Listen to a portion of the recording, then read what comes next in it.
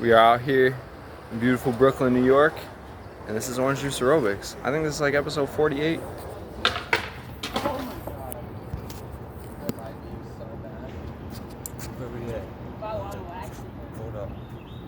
Alright, and this week I've been running in the city more, and it's harder because there's like stoplights and like people walking in the like sidewalk, so my times have gone down, but I still want to like maintain like sprint speed, and I want to keep doing the aerobics.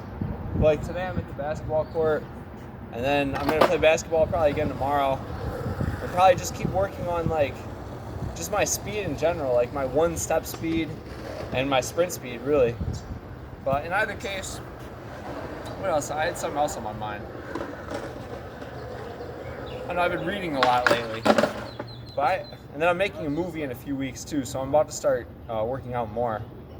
I only ran like 5-6 miles this week, so I cut back on my running a little bit, but it comes in waves too. Like sometimes I get excited about working out and like running and sprinting, and then other weeks it just won't be as exciting, and that's just the reality of it though.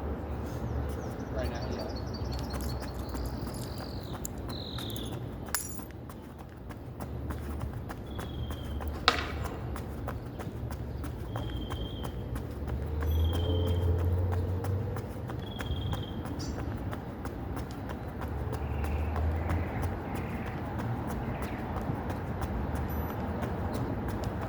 I like this GPS watch too.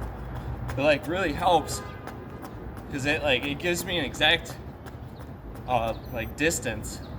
So I really like the distance function on the watch. So like when I go run, I don't have to really like mark anything out or like go to the track. I can just run, and the watch keeps the distance. So that's kind of cool too.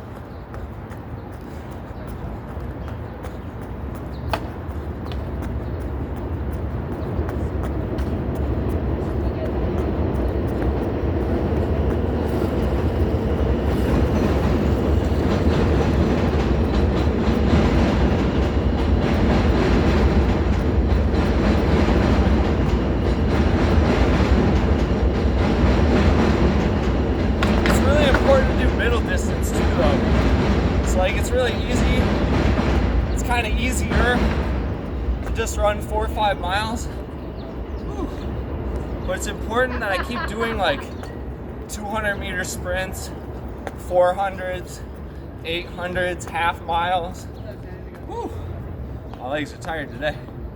I played basketball a couple times this week too though, so I cut down my running, but I've been playing basketball more too. So I'm a little sore. But it's important to do those middle distances. It's almost more important to do them where you get almost more out of like sprinting, I think, or like the middle distances especially, where it's sprinting and long distance. I almost think those are the best workouts. So even though I'm not on the track anymore, the watch still has half mile. So I need to really still work on my half mile today.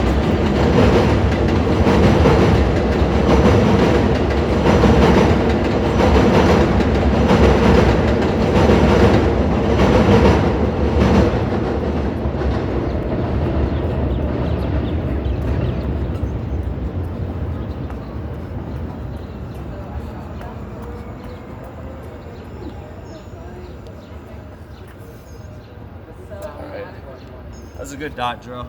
My left leg was tired today though, I don't know. I've been delivering too. So that's a funny topic also.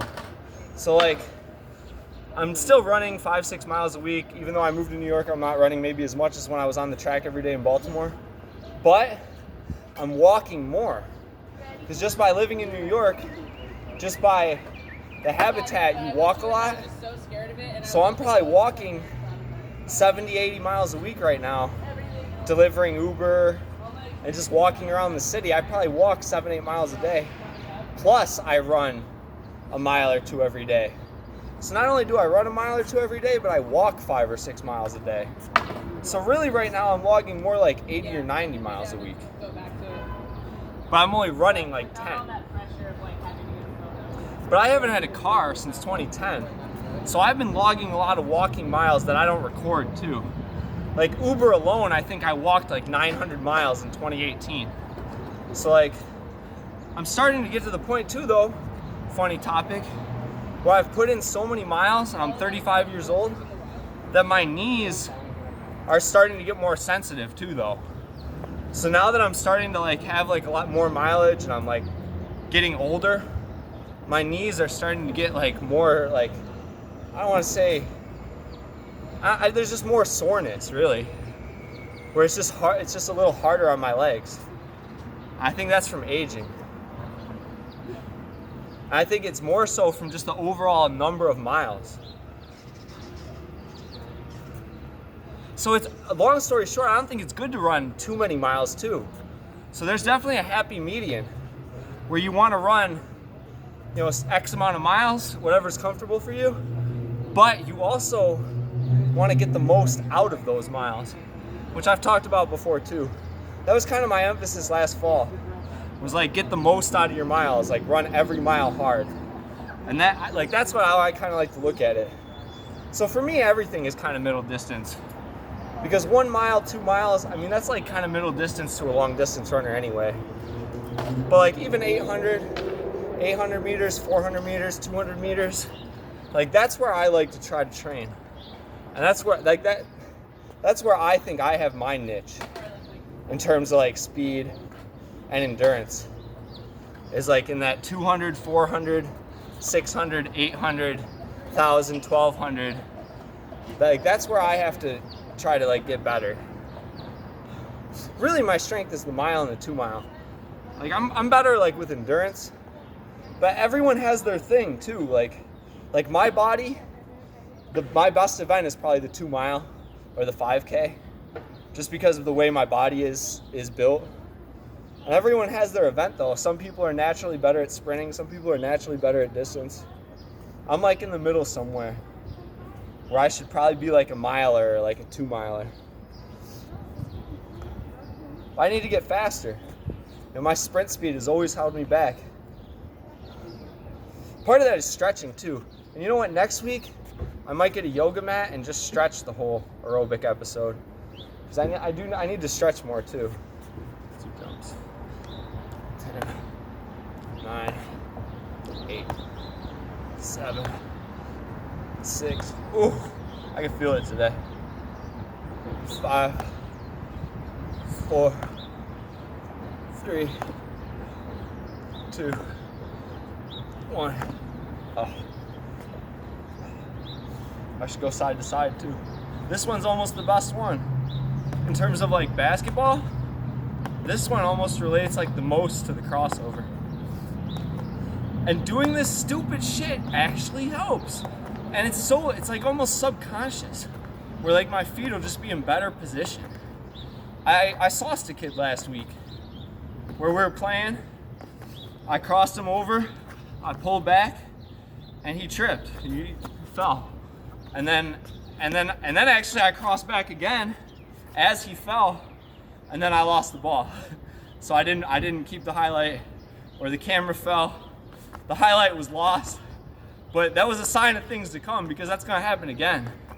Where doing these drills, I mean, I've never sauced a kid before and have him trip and fall like Iverson. Like, that shit was raw. That happened at the park 4 or 5 days ago. And that's definitely from doing the dots. But this side to side one's not bad too. Whew.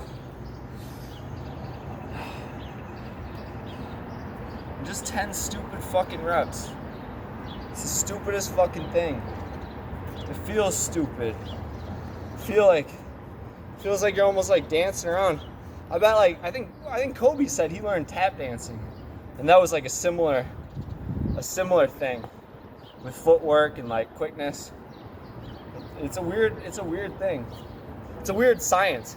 Getting faster and jumping higher is a weird science. And I was thinking about that this morning too. Because okay, the science behind jumping higher is really crazy. It's almost pseudo-religious. Sprinting too. Distance running too. I think Kipchoge eats like 50 calories a day or something. But not only that, Kipchoge lives like a flawless life. Like he lives a perfectly healthy life. like a lot of good runners or really good athletes, if you want to jump high or run fast or do good distance running, the key to it really is healthy living. And the key to that is just a pure lifestyle. Where like Kipchoge eats like one piece of bread in the morning, then he runs. Then he eats some grain, and then he runs again. And then he reads the Bible all day, and then he goes to bed. And that's his day, and that's his life. And he's like the best distance runner in the world ever. And he just lives that pure lifestyle where his body is just functioning on nothing but like organic substances and nothing but like rest and relaxation and like meditation. And it's really crazy that that's how you become the best distance runner. It's really wild. And the science behind jumping higher is just about the same. It's about fasting. It's about dieting. It's about getting skinny as fuck. If you want to jump higher, a lot of it's weight, eating clean. It's just crazy. And a lot of it is just living that pure like pseudo-religious life where jumping higher, learning to fly is almost like a pseudo-religious like experience. Like you have to just really like live like a pure lifestyle. And not only that, sacrifice, work out, hurt your body, and like live that purity in terms of your diet and what you do and just overall health. It's crazy. It's crazy that that's how you run fast and jump high, is by living like a almost religious lifestyle. And yet, religions don't preach fitness, which is a weird thing to me because it almost goes hand in hand with like sacrifice to me.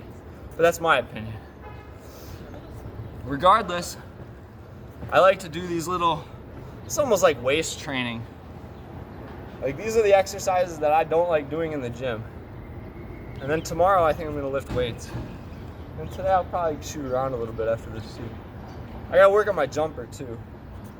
I've been getting faster and my dribbling is improving, but I need to shoot better. So now my jumper is kind of like getting not as good as it used to be. So now I need to get my jumper back. But when the jumper and the quickness comes, it's a wrap. But we're working on it. I mean, one day at a time, one Sunday at a time. Even doing the aerobics once a week helps. Now I just ran here. I just ran a mile. Probably gonna run a mile back, so I'll probably get 6 miles in this week. It's not that bad. A 6 mile week is much better than a 2 mile week. So I mean, it's not bad. Progress is better than no progress, no matter what you're doing.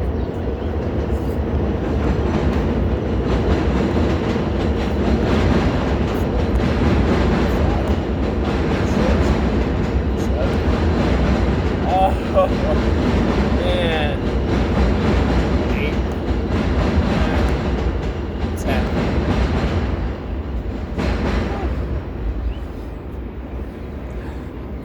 Side to side again.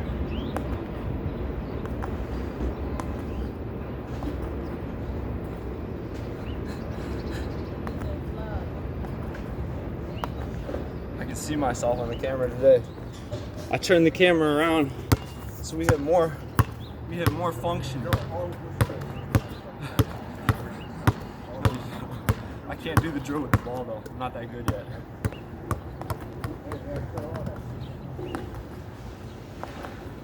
Whew. It's the stupidest fucking thing. And yet, taking one step and then 2 steps is just it's the most basic breakdown of the skill you need. And really what that translates into is being able to decide when you cut. And like this is the legitimate dead ass, this is the skill that comes from this, right?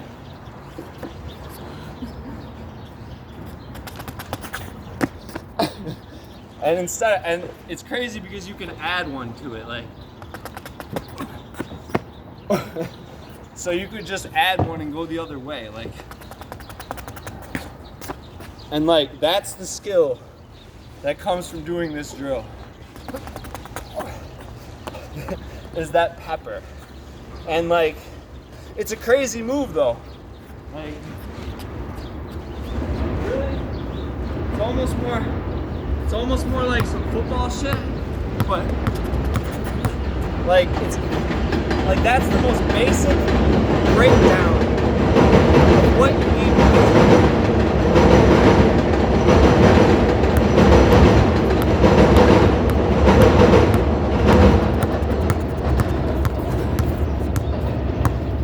That's the most basic breakdown of what you need to do. Is it's really just about that choppy quickness. Like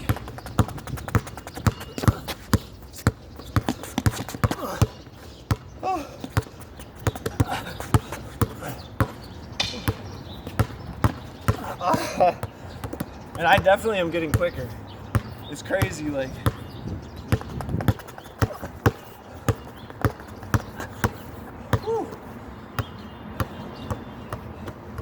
it's crazy though, you can just go either way. Like, I don't know, it's just like you have more control over your hips too. Like I just have more control. And like, even defensively, I'll notice, like when I'm in position, I'm just quicker on the ball. Like, it's weird. But yet, I still don't make the right play. Like the eyesight, like the eye test still really tells you how good you are. Where like, when I go to shoot a reverse layup, I still like shoot it like a girl, like all soft and shit. Where I don't do like the full like 180 and smash the backboard like. But we're working on it. We're working on it. You gotta one hand before you can two hand dunk. So we're trying to get there though. Otherwise, I think set 3. I think this is set 3.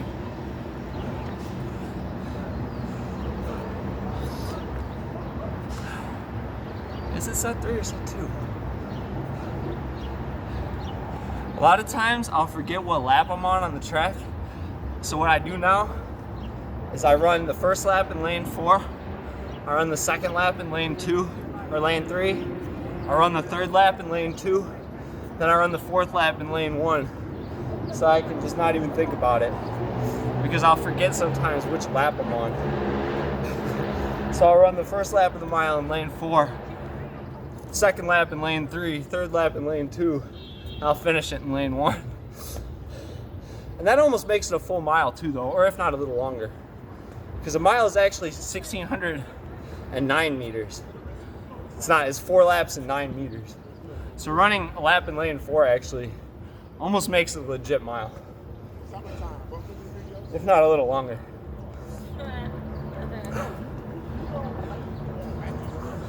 And then a lot of times, when I can't remember right now if this is set 2 or 3, a lot of times I'll just do another one. So like this is set 2, because I would rather err on the side of doing too many. And that's actually another good trick. I think a lot of pro athletes do this. Why do 3 reps at 10? Why not do 3 reps at 12? Or 3 reps at 18? Or 3 reps at 24? Or 3 reps at 30? I think doing more reps than just 3 by 10 is like some secretive real shit though. Bench press, why do 3 by 10? Why not do 10 by 10? Why not do 3 by 100? Like, and that's really how you really push your body. You know, it's doing 3 by 10. That's kind of what I'm doing now, or what I do on a weekly basis with the aerobics. But the reality is, it's more about how much time you spend doing it. 20 minutes, 30 minutes, an hour. And then the quality of the time. Where a lot of times I'm kind of lethargic in the weight room too, or I'm like this where I'm talkative, or I listen to music. But I like to enjoy it too, or I try to make it enjoyable. But it's really, just doing 30 reps is 30 reps, you know? 30 reps is 30 reps. That's not going to change your life. Like, it's not going to change your skill set. It's not going to change your ability. Like, 30 reps a day is 30 reps. So you got to almost think about it in terms of like hours, hundreds of reps, weeks, months, years. Like this is almost a year of me doing the dots every Sunday. It's almost a year of me doing the dots every Sunday. I can tell I'm quick. I'm definitely quicker. I'm gonna watch this video later. I'm gonna be like, yep, I'm definitely getting quicker. 3, 4.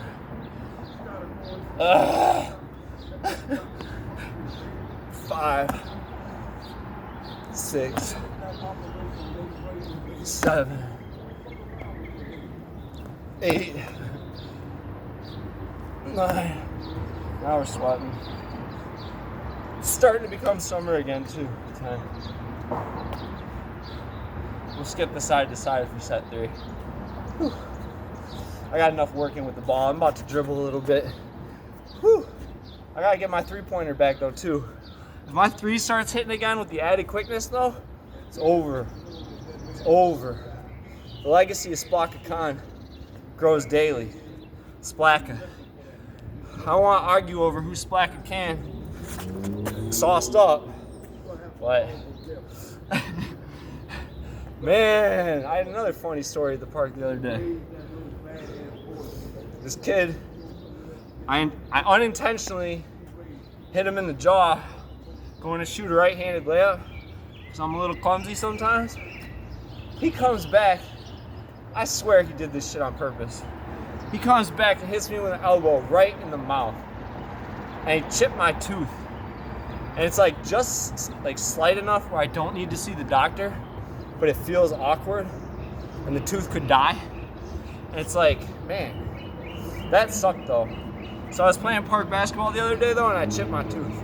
So that kind of sucked though. But then you know what? That happens in hockey every game. So how often do hockey players lose a tooth? All the time.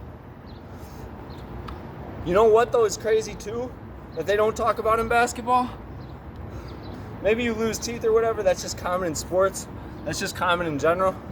I think teeth come and go. But in basketball, a lot of people don't realize dunking is a little more dangerous than people realize too. Like if you get your finger stuck in the net, you can lose that finger. Like if you get a ring stuck in the rim, you can lose that finger. Like people don't realize like dunking is a little more dangerous than people think too. Like not only that, there's little grooves on the rim where if you ever know someone who dunks a lot, if they don't have like calluses on their hands, they will soon, because there's little grooves on the rim where if you dunk a lot, it cuts your hand open. So if you're like a basketball player who dunks a lot, you get calluses all over your hand because it cuts your hand open when you first start doing it, which is crazy. It's almost like sex, I assume. Where if you're a high flyer, those little rings on the hoop will cut the fuck out of your hands. I've seen it a few times. So it's like, people don't realize some of this shit's a little dangerous too. And then training can be dangerous too. Where when you're doing vertical leap training, your body's only meant to be so strong. Your legs and knees are only meant to be so strong. So there's a certain level where when you hit a certain level of training, you're exceeding what your body wants, needs, and expects to exert on a daily basis. So I mean, some of the stuff can be dangerous too. Like that's why you see a lot of knee injuries in basketball, is because people overtrain. Like when you see a non-contact injury like Derrick Rose or Blake Griffin, it's usually not because of what they did playing, or that they made a crazy play, or that someone did something dirty. It's usually because they're just working out so hard in the weight room that when they go to put weight on or when they go to do other exercises other than just those weight exercises, the muscle responds poorly to other conditions, because you're just training and training and training to do one thing with weights. When you go to actually play, sometimes the muscle won't respond the same way.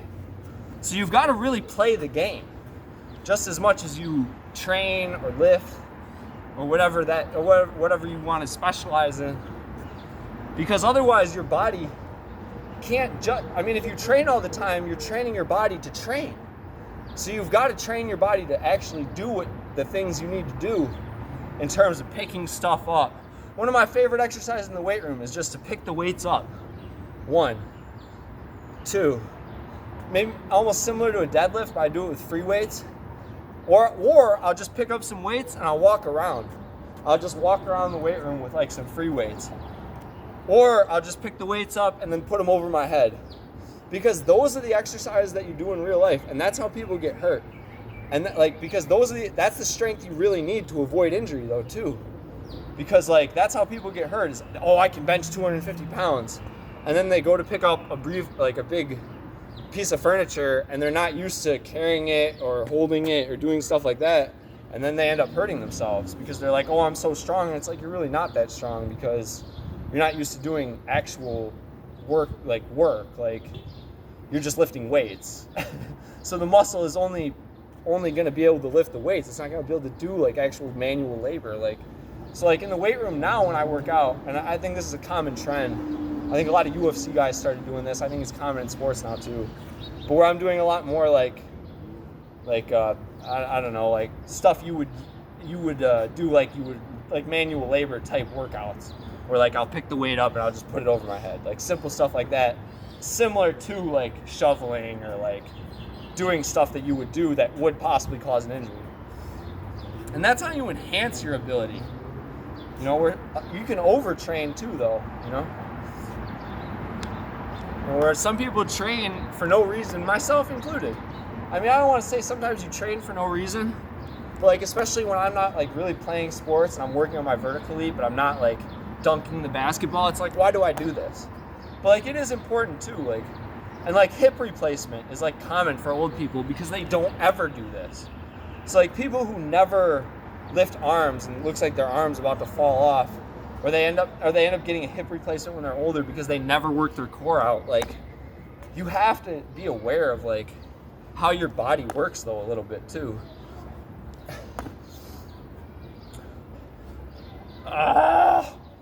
Getting tired. I'm overtraining. No, and well, here's the other thing about overtraining. There's really no such thing as overtraining though. Like when you start getting in really good shape, you're working hard. And it's like there's a thin line too between working hard and overtraining. So a lot of injuries are caused by overtraining, but really it's just changing your routine too much. Like if you stay consistent and you do things that are practical, like similar to what you're gonna do in real life, like manual labor type exercises, or you're just like a laborer in general and that's how you work out. You know, one of the best workouts is just to dig a hole. Regardless, if you want those results, you have to work really hard sometimes.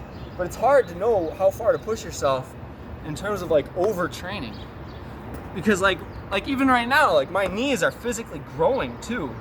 And there will be like physical, like little aches and pains too. Where like just from like changing the muscle, like your muscles will change. It's weird. It's a really weird thing. Like I can already tell my vertical is improving a little bit, but it's a weird, subtle process.